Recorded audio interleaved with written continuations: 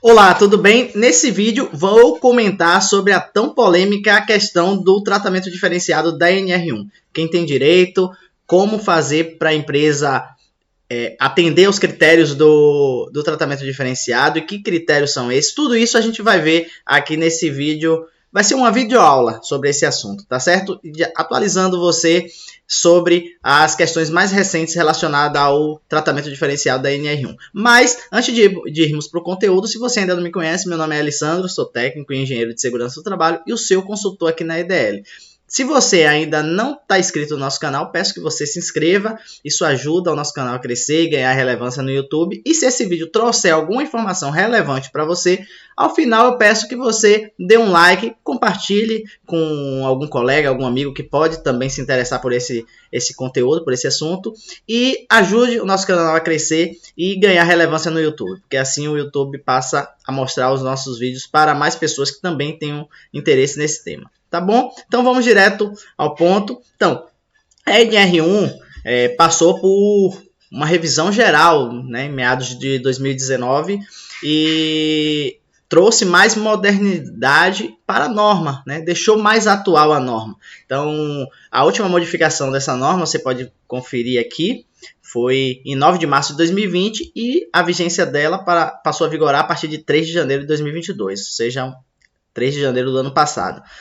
E essa norma traz, essas atualizações, né, nessa norma, traz uma série de modificações e, dentre elas, uma coisa chamada tratamento diferenciado, que visa a trazer mais simplificação, né, mais desburocratização para os pequenos empreendedores, né, para as empresas de menor porte e também, de uma forma geral, a norma tem o intuito de gerar mais segurança jurídica, né, para todos os empregadores, não só os pequenos e médios, mas todos os empregadores de uma forma geral. Então, vamos conhecer os detalhes desse tratamento diferenciado a partir de agora. No que é que consiste o tratamento diferenciado? A primeira coisa que eu vou responder aqui nesse vídeo. O tratamento diferenciado para efeito de NR1, ele dispensa, né, pode dispensar a empresa da elaboração do PGR e ou do PCMSO. Né? Em alguns casos, a empresa pode estar dispensada de elaborar tanto o PGR quanto o PCMSO. Em outros casos, ela pode estar dispensada de elaborar apenas um dos dois, o PGR ou o PCMSO. A gente vai ver os detalhes daqui a pouco. Então, o que consiste? Esse tratamento diferenciado é justamente isso. Para efeitos de NR1, é a dispensa de algumas classes de empregadores da elaboração e implementação do PGR e do PCMSO. Então, quem é que tem direito? Quem tem direito é o microempreendedor individual, o MEI, né? A ME, empresa de médio porte, ou a microempresa, aliás, ME microempresa, e a empresa de pequeno porte, que é a EPP, empresa de pequeno porte. Então, essas empresas, se elas atenderem aos critérios da NR1, que estão estabelecidos lá no item 1.8 e os seus subitens, elas podem estar dispensadas da elaboração do PGR e ou do PCMSO. E aí acaba enquadrando nesse tratamento diferenciado. Mas agora vamos verificar o que é que trata esse item 1.8 da NR1.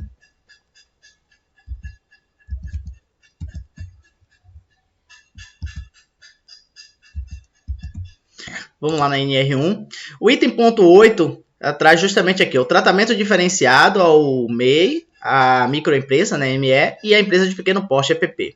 Então, o primeiro subitem aqui do item 1.8 é bem categórico em dizer que o microempreendedor individual ele está dispensado da elaboração do PGR, ou seja, independentemente da classe de risco do MEI, ele está dispensado, a norma é categórica em afirmar que ele está dispensado da elaboração do PGR. Mas nem por isso você vai ver que a nova NR1 ela traz um sistema robusto, né, de gestão dos riscos ocupacionais, que é o GRO, e esse GRO ele envolve uma série de requisitos para a empresa, tanto fazer a gestão e controle dos riscos que o trabalhador está exposto, geralmente isso é feito pelo PGR, né? Ela também traz a maneira, né, e a forma estruturada da empresa fazer o acompanhamento e monitoramento da saúde dos trabalhadores, geralmente através do PCMSO. Também traz requisitos para a empresa implementar ações para controle e a atuação em casos de emergências e também para procedimentos de análise e investigação dos acidentes. Então, o GRO contempla tudo isso. E não é por conta do MEI estar dispensado de elaborar o PGR que ele vai ficar sem fazer a gestão dos riscos ocupacionais a qual ele está exposto nas suas atividades. Né? Isso será substituído pelas fichas MEI, a gente vai ver logo mais à frente. O outro subitem aqui do item 1.8.1 diz que a dispensa da obrigação de elaborar o PGR não alcança a organização contratante do MEI, que deverá incluí-lo nas suas ações de prevenção e no seu PGR, quando este atuar em suas dependências ou local previamente conveniado em contrato. Então, para o MEI que presta serviço para outra empresa, né, uma empresa grande, por exemplo, pode solicitar o inventário de riscos do MEI, né, das atividades do MEI, e incluir o MEI em seu PGR. Isso aqui a norma traz essa prerrogativa. Mas eu vejo na prática que o que acontece é que muitas empresas, principalmente empresas grandes que utilizam MEI como prestador de serviço, acabam solicitando, inclusive, o PGR do MEI, independentemente de ele estar ou não dispensado da elaboração do PGR, é porque a empresa não quer ter o trabalho de incluí-lo no seu PGR. Então é mais fácil ela cobrar do MEI o próprio PGR dele, se ele quiser ter acesso àquele contrato, né? Se ele quiser ganhar aquele contrato. Então, isso também pode acontecer. E aí, no item 1.8.2, informa que serão expedidas pela Secretaria de Previdência do Trabalho as fichas com orientações sobre as medidas de prevenção a serem adotadas pelo MEI, que é justamente as fichas MEI, que eu já comentei agora há pouco. Mas, a gente vai chegar lá, né? Então, os critérios para o MEI, a norma é categórica em dizer que ele está dispensado do PGR e ele vai fazer a gestão dos riscos dele através das fichas MEI, né? Isso está determinado lá no item 1.8.1 e o item 1.8.2, que é justamente esses dois itens que eu acabei de ler agora há pouco. Essas fichas MEI, vou mostrar aqui para vocês, elas são encontradas em um site próprio do governo, né? A Secretaria do Trabalho desenvolveu essas fichas e colocou elas agrupadas em um site aqui do Ministério do Trabalho. Eu vou deixar o link dos sites aqui que eu mencionar na descrição aqui do vídeo abaixo, então vocês poderão consultar. Essas fichas MEI estão agrupadas aqui nesse site. Então, aqui tem a orientação do que é a ficha MEI, como elas surgiram. É interessante que eles trazem essas informações. O grupo de MEI, né, que atualmente são 467 atividades que estão agrupadas aqui em 39 fichas MEI. A gente vai verificar aqui que são atualmente 39 fichas MEI. E aqui elas estão separadas por atividades econômicas. Então, tem da número 1, que é a atividade para agente funerário, por exemplo, um agente funerário independente. E a 39ª ficha MEI é a atividade de escritório em geral. Então, o MEI, ao acessar sua ficha MEI respectiva aqui da sua atividade, por exemplo, eu vou verificar essa ficha MEI aqui, número 23, que é a atividade de hotelaria. Se eu clicar nela, vai abrir essa ficha.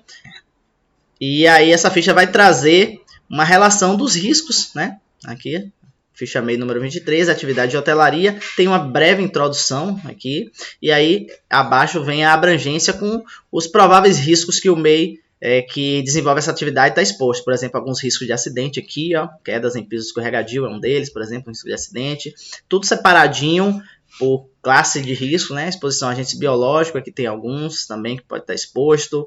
Exposição a fatores ergonômicos, também tem aqui, por exemplo, desconforto, cansaço visual, decorrente do uso prolongado de computadores. Abaixo tem algumas observações e todo final da ficha MEI tem quais são os KNAI que são englobados, alcançados por essa determinada ficha. No caso dessa ficha MEI aqui, são todos esses 4 KNAIs aqui que estão agrupados para essa ficha MEI. Porém, tem um detalhe. As fichas MEI, ela tem deficiências. Qual é a primeira deficiência que no meu ponto de vista, existe na ficha MEI? Não há nenhuma garantia. Você vê que pode baixar a ficha MEI, pode abrir, consultar, baixar. Não tem nenhuma garantia por parte do governo, por exemplo. Não é uma ferramenta que tenha uma interação para, por exemplo, o empregador, que é um MEI, né, que se enquadra a ter direito aqui ao tratamento diferenciado, por exemplo, não tem uma interação dele colocar o KNAI dele, os dados dele, para acessar antes disso a ficha MEI.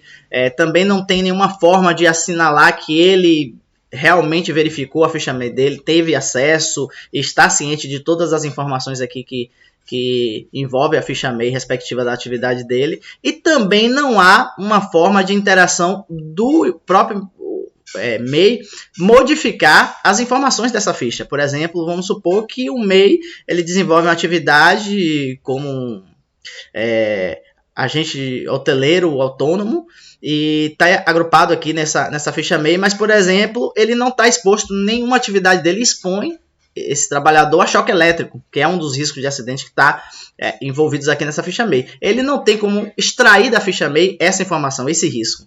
Entendeu? Isso acontece com as demais fichas MEI. Então, acabou ficando engessada essa ficha, porque a equipe técnica da Secretaria Especial do Trabalho desenvolveu com base, né, na expertise do segmento, de uma forma genérica, geral, e aí pode ter algumas particularidades com referência a riscos que estão aqui na ficha, mas que na atividade prática do trabalhador ele não está exposto, ou vice-versa também, pode ter risco que ele está exposto lá na atividade prática dele, mas não está inserido aqui nessa ficha MEI, e isso o próprio empregador, né, o próprio MEI, não tem como fazer essa modificação, né, de forma a atualizar essa própria ficha dele. Né? Isso acabou ficando engessado. Então tem esse problema aí.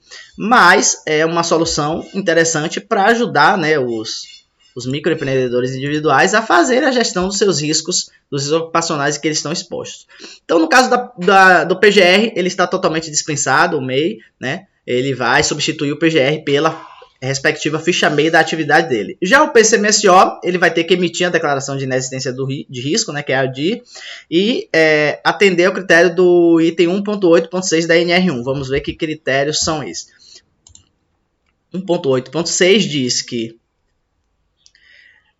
o MEI, a ME e a EPP, graus de risco 1 e 2, então observe que aqui já tem um detalhe, no outro item que dispensava o PGR era qualquer MEI. Todo MEI estava, né, o microempreendedor individual está dispensado do PGR, bem categórico. Aqui, para ser dispensado do PGR, o MEI, tanto o MEI quanto a ME e a EPP também, elas têm que ser de grau de risco 1 e 2, então quer dizer que um MEI de grau de risco 3 ou 4, ele não vai ter como ser dispensado da elaboração do PCMSO, porque ele não vai atender esse critério aqui.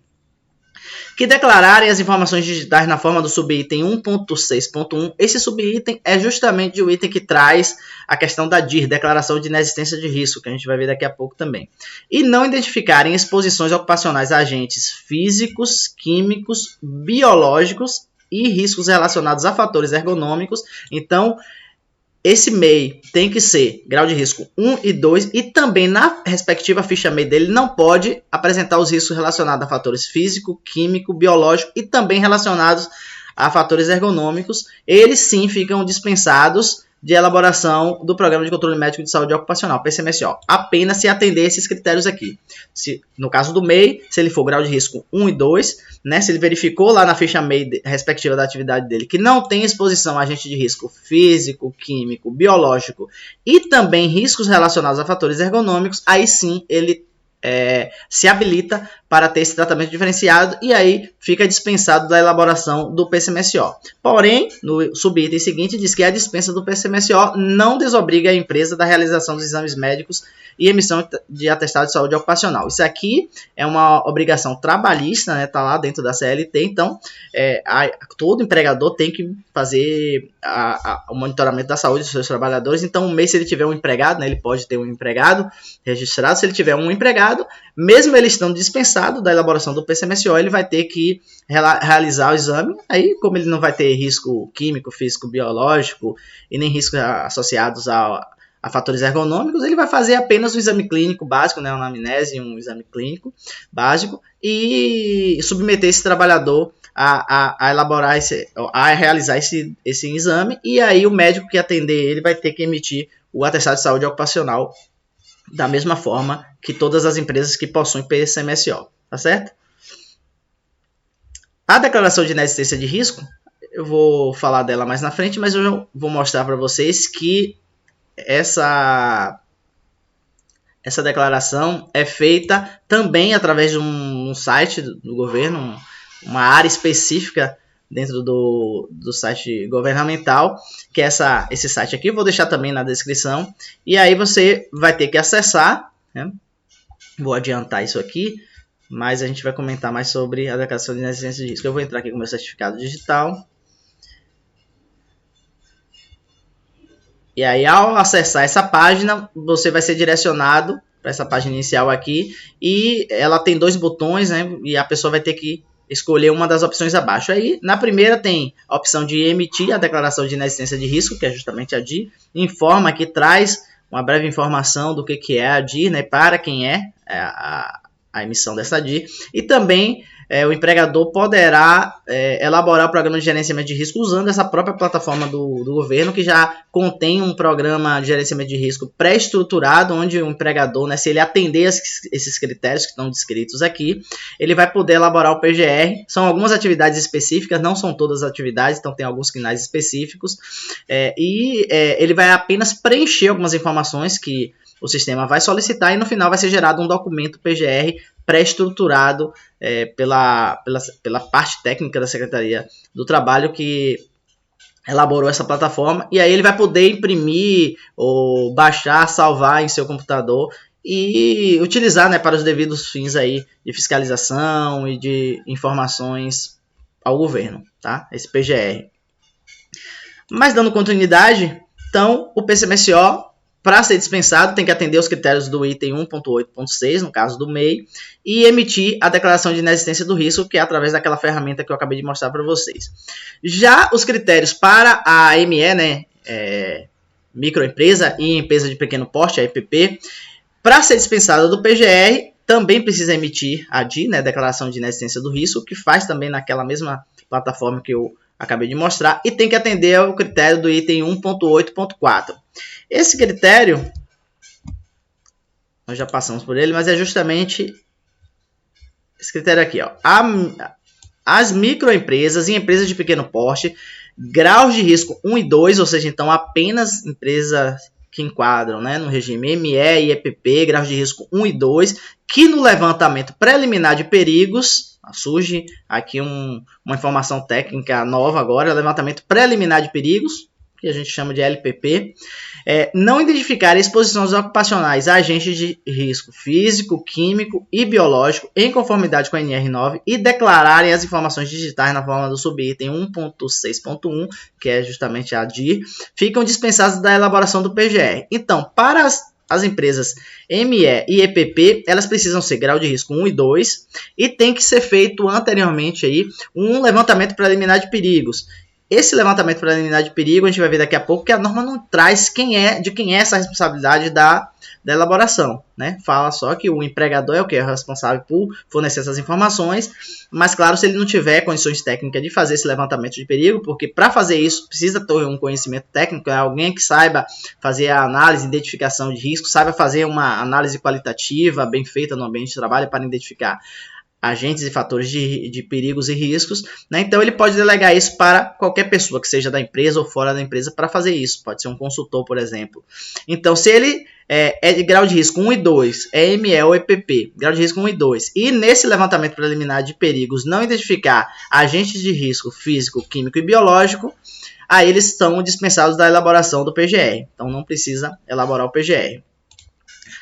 No caso do PCMSO, ele também terá que emitir, né, a declaração de inexistência de risco, naquele formato estabelecido pelo governo, naquele link específico, né, da plataforma do governo federal, e atender ao critério do item 1.8.6, que a gente acabou de ler agora há pouco para o MEI, que é esse mesmo critério aqui. Tem que ser grau de risco 1 e 2, declarar as informações digitais na forma do subitem 1.6.1, que é a DIR, e não identificar exposições a agentes de risco físico, químico, biológico e também riscos associados a fatores ergonômicos. Aí, nesse caso, eles ficam dispensados de elaborar o PCMSO. Então, serve o mesmo critério que se viu para o MEI. Tanto o MEI quanto a ME e a EPP tem que ser grau de risco 1 e 2, fazer a DIR, né, a declaração lá, conforme o item 1.6.1, e não identificar, né, no levantamento preliminar de perigo, agentes de riscos tanto físico, quanto químico, quanto biológico, e também riscos relacionados a fatores ergonômicos. Aí, nesse caso, eles acabam tendo a condição de serem dispensados do PCMSO. Então, quem deve emitir a declaração de inexistência de risco? A norma, ela traz, né, no item 1.6.1 que as organizações devem prestar informações de segurança e saúde no trabalho em formato digital, conforme modelo aprovado pela STRAB ou VidaCity. Esse modelo é justamente aquele link do governo que eu mostrei, que traz as opções, né, tanto para emitir o PGR pré-estabelecido ali, quanto a emissão da declaração de inexistência de risco. Então, o empregador, a organização, que é responsável por trazer essas informações, mas aí ela pode delegar a qualquer pessoa que ela achar pertinente, né, que tenha condições de fazer isso, né, de responder, porque tem algumas perguntas ali que vão ser necessárias ser respondidas. Eu vou até abrir aqui para vocês verem. Esse recorte que eu trago logo abaixo aqui é justamente o recorte do site lá da emissão da DIC, que diz que para emitir a declaração de inexistência de risco, o empregador deverá preencher o questionário eletrônico a seguir nos termos da norma regulamentadora NR1. Se a gente for lá na ficha, aqui é a ficha meio, emitir a declaração de inexistência de risco. Cliquei no botão de emitir a declaração de inexistência de risco. Aqui ele traz alguma explicação, uma breve explicação do que é a declaração de inexistência de risco e para quem quem pode fazer essa emissão, então, o ME, o EPP e o MEI, e as condições para isso. E aqui no canto superior direito tem esse botão criar nova declaração de inexistência de risco. Ao clicar nesse botão, você vai ser direcionado para essa tela aqui, e aí essa tela tem uma série de questões, de perguntas que o empregador ou a pessoa que ele designar vai ter que preencher, né, para que ele possa ter feita essa elaboração dessa declaração, tá certo?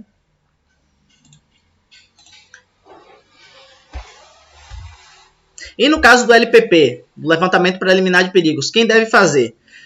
A norma também não é clara quanto a quem deve fazer isso, né? Só fala ali no item 1.8.8 que o empregador é responsável pela prestação das informações previstas no subitem 1.8.4 e 1.8.6, que é justamente os itens que caracterizam a empresa para serem dispensadas do PGR e do PCMSO, respectivamente, mas não traz quem deve elaborar esse levantamento preliminar. Porém, tomando como base outros itens de referência da norma, né, da própria NR1, a gente vê ali no item, por exemplo, o item 1.5.4.4.1, diz que a organização deve analisar os riscos ocupacionais relativos aos perigos identificados em seus estabelecimentos de forma a manter informações para a adoção de medidas de prevenção. Aí tem um outro subitem que diz que a organização deve solicitar as ferramentas e técnicas de avaliação de riscos que sejam adequadas ao risco ou circunstância em avaliação. Ele não fala que a empresa também deve delegar a pessoa que vai fazer isso, mas a gente pode entender aqui, tá subentendido, né, que se é a responsabilidade da empresa pela informação que ela vai prestar e também por selecionar a técnica e ferramenta utilizada para fazer esse levantamento de perigos e riscos, então ela também pode delegar, deve, né, delegar a pessoa responsável por fazer esse levantamento. Claro que tem que ser alguém que tenha um conhecimento técnico aí mínimo em análise de identificação de riscos, né? A pessoa que saiba fazer pelo menos uma análise qualitativa de riscos físico, químico, biológico, ergonômico e de acidentes, né, para fazer esse levantamento. Então a empresa pode designar alguém que pode ser da própria empresa ou pode ser também um terceirizado, um contratado para fazer isso, né? Aqui a gente vai entrar em implicações previdenciárias, mas eu coloquei uma observação aqui que se vocês observarem a norma, eu acabei pulando aqui, os critérios, né, para a dispensa tanto do PGR quanto do PCMSO são vários, e os critérios para a dispensa do PCMSO são ainda maiores do que o do PGR, né? No PGR, a empresa não tem que ter risco químico, físico e biológico.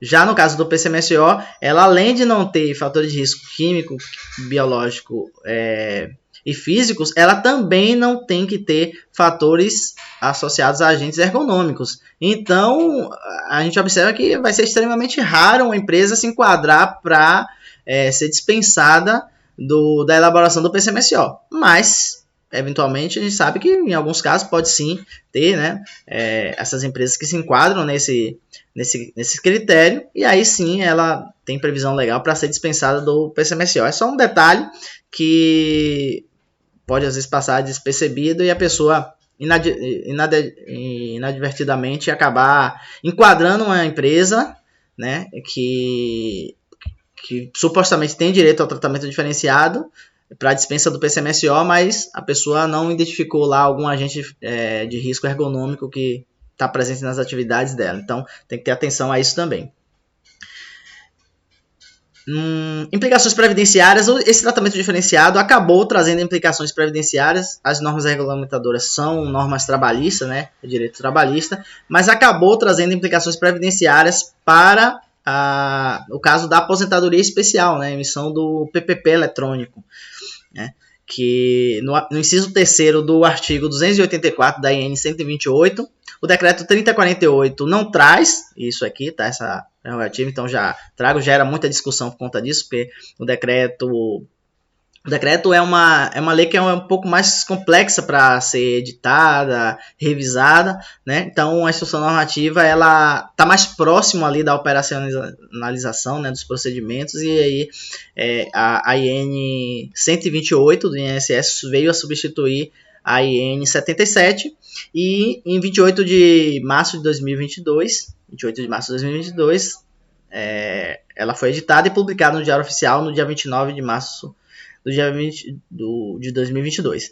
E na IN 128 ela traz no inciso 3º aqui, o artigo 284, ela traz a prerrogativa de tratamento diferenciado, no caso do PPP. Vamos verificar lá na norma, que fica mais fácil.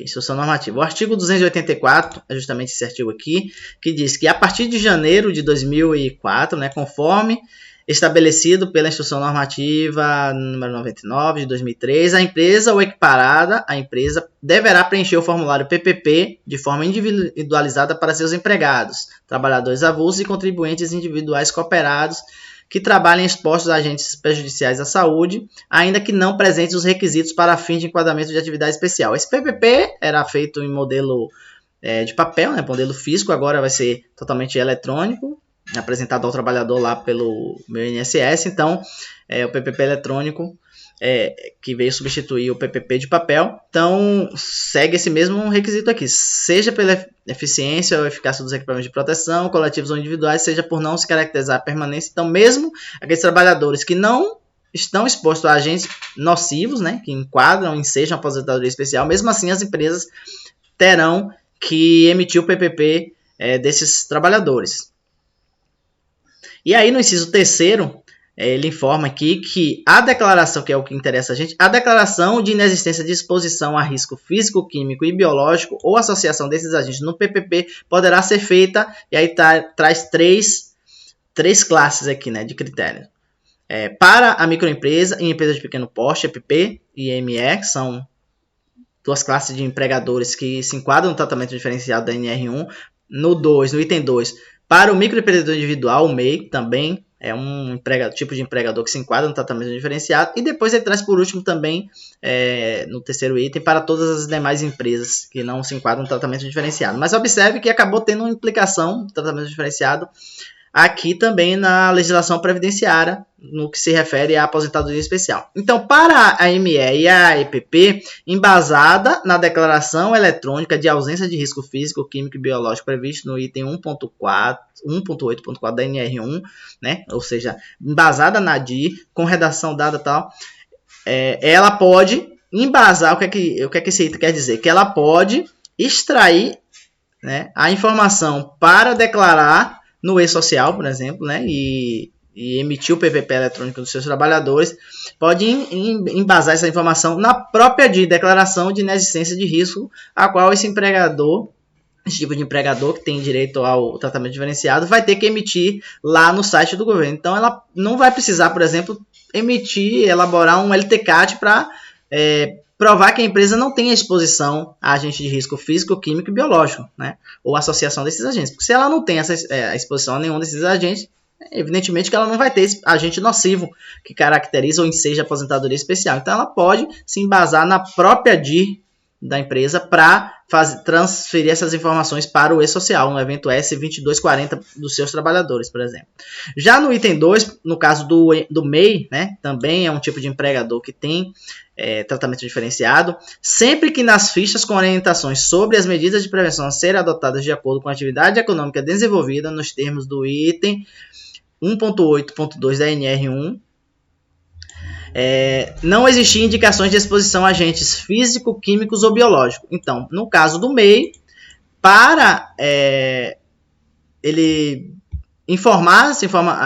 transmitir essa informação, né, de inexistência de agente de risco físico, químico, biológico e associação desses agentes para o E-Social, por exemplo, no PPP eletrônico lá do seu trabalhador, caso ele tenha um trabalhador registrado, ele vai poder verificar na própria ficha MEI da respectiva atividade dele, se a ficha MEI não trazer a existência de agente de risco físico, químico ou biológico, ele vai poder declarar a informação de inexistência de agente nocivo utilizando como base a informação trazida na própria ficha MEI da atividade dele. E aí, por último, para todas as demais empresas, quando no inventário de risco do PGR, né, Programa de Gerenciamento de Risco, de que trata o item 1.5.7 da NR1, do Ministério do Trabalho e Previdência, for constatada a inexistência de riscos químicos, biológicos, físicos, previsto no anexo 4 do Regulamento da Previdência Social, que é justamente o Decreto 3048, né, a tabela do anexo 4 do Decreto 3048, que traz os agentes nocivos, quais são os agentes nocivos, o rol de agentes nocivos para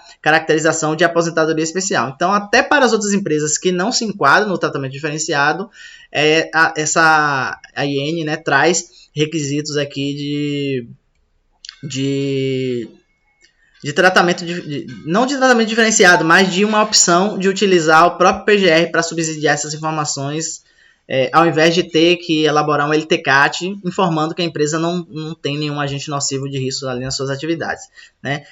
Então, esse tratamento diferenciado acabou impactando também aqui na legislação previdenciária.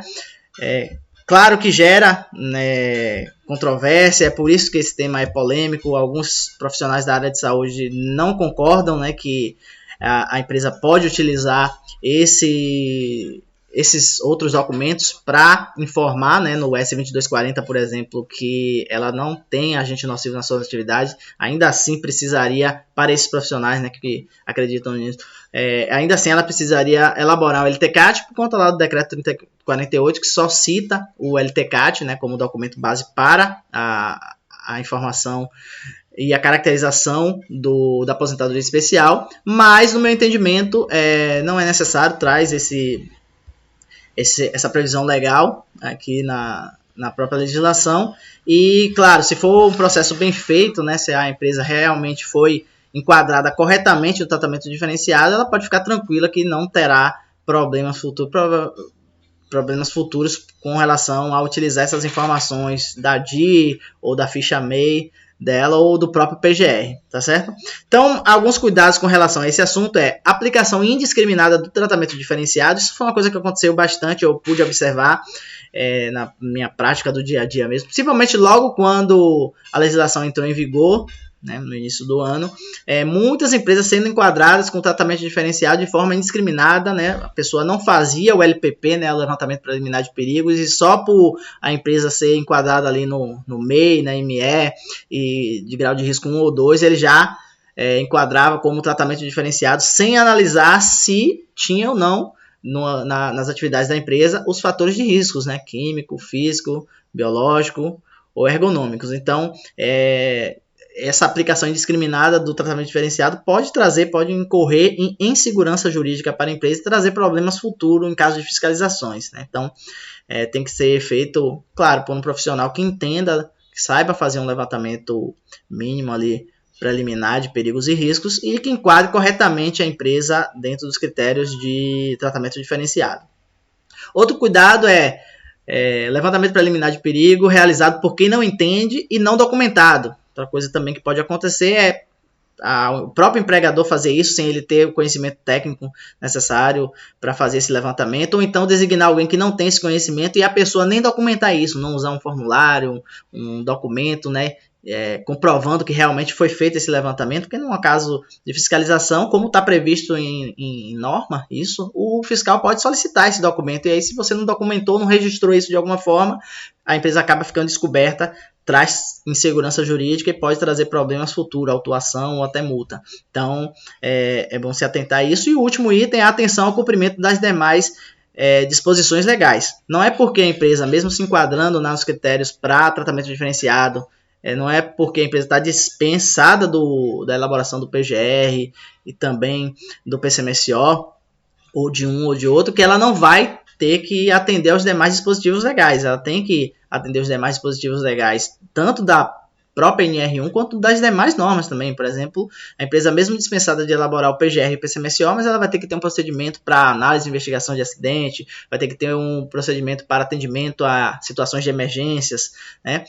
Vai ter que fazer um monitoramento da saúde do trabalhador, independentemente de ter PCMSO ou não, né? No exame admissional, demissional, vai ter que ter o ASO. Então, são outras disposições legais que estão lá na NR1 que não significa que ela está dispensada só porque foi dispensado da elaboração do PGR ou do PCMSO. Outra coisa também é se atentar aos dispostos legais das outras NRs. Por exemplo, a empresa que se enquadra no tratamento diferenciado, mas, por exemplo, tem um trabalho em altura, por exemplo, uma situação hipotética, ela vai ter que atender os requisitos legais lá da NR35. Então, tem que se atentar a isso também. Tá certo? Então, eu acho que eu consegui trazer um pouco mais de lucidez aqui para esse tema. Foi um vídeo que acabou ficando um pouco mais longo do que os demais vídeos. Tentei correr aqui para não me alongar muito, mas ainda assim ficou um pouco longo, mas é interessante trazer essas atualizações para os próprios profissionais da área de segurança do trabalho e também para os empregadores, contadores, pessoas do departamento pessoal, tal, que tem relação com esse assunto. Se você ainda tem alguma dúvida, algum comentário, se discorda de mim de alguma coisa que eu falei aqui nesse vídeo, ou se encontrou algum erro aqui nesse vídeo, eu tenho a humildade de ouvir você e quero que você descreva aqui nos comentários que a gente continue esse assunto aqui nos comentários, tá? Aqui estão os canais da EDL Segurança do Trabalho, se você precisar de elaboração do próprio levantamento preliminar de perigo, do PGR, do PCMSO, LTCAT, ou revisar alguns desses documentos, né? Se você quer saber se sua empresa realmente se enquadra no tratamento diferenciado, a gente também fornece esse serviço. É só entrar em contato comigo através aí de um dos nossos canais, seja o nosso site, o nosso e-mail ou o nosso telefone e o WhatsApp, que eu estarei à disposição para lhe atender da melhor forma, tá certo? É isso aí, abração, sucesso em seus negócios, sucesso em seu trabalho e até o próximo vídeo.